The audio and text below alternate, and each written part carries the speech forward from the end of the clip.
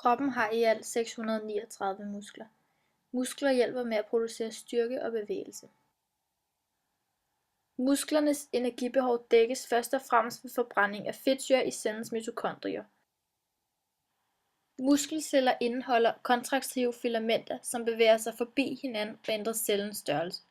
De klassificeres i skeletmuskulaturen, også kaldet den tværstribede muskulatur.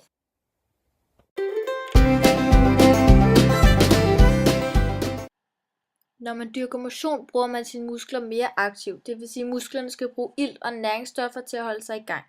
Man trækker derfor vejret hurtigere og får en højere puls, da hjertet skal pumpe mere blod rundt til kroppen.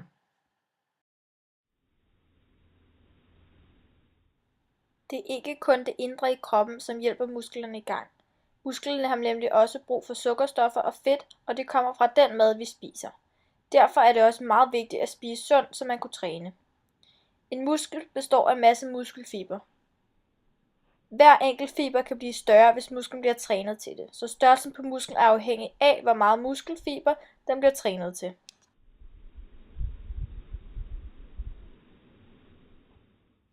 Kvaliteten af muskelfiber er det samme for mænd og kvinder, men mænd er født med flere muskelfibre og derfor har brug for mere styrke.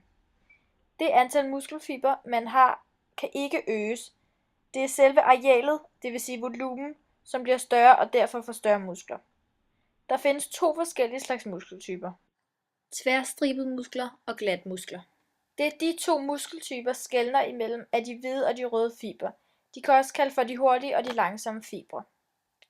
Man er født med lige mange røde og hvide fibre, men professionelle sportsudøvere vil gerne øge antallet af den type fiber, de skal bruge for at gøre dem til det bedste i deres sportsgren. De røde muskelfiber er de langsomme muskelfibre. De kaldes også for type 1. Grunden til de røde er, at de indeholder en stor koncentration af myoglobin.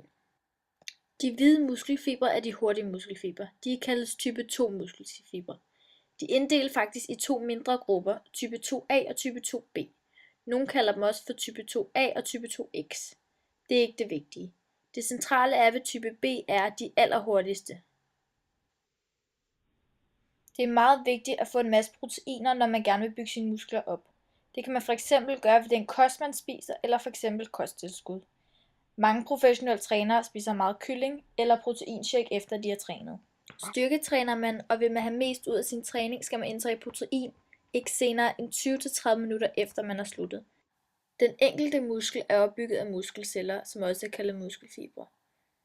Muskelfibrene ligger i bundter og er omgivet af en rød membran, som I kan se på vores produkt.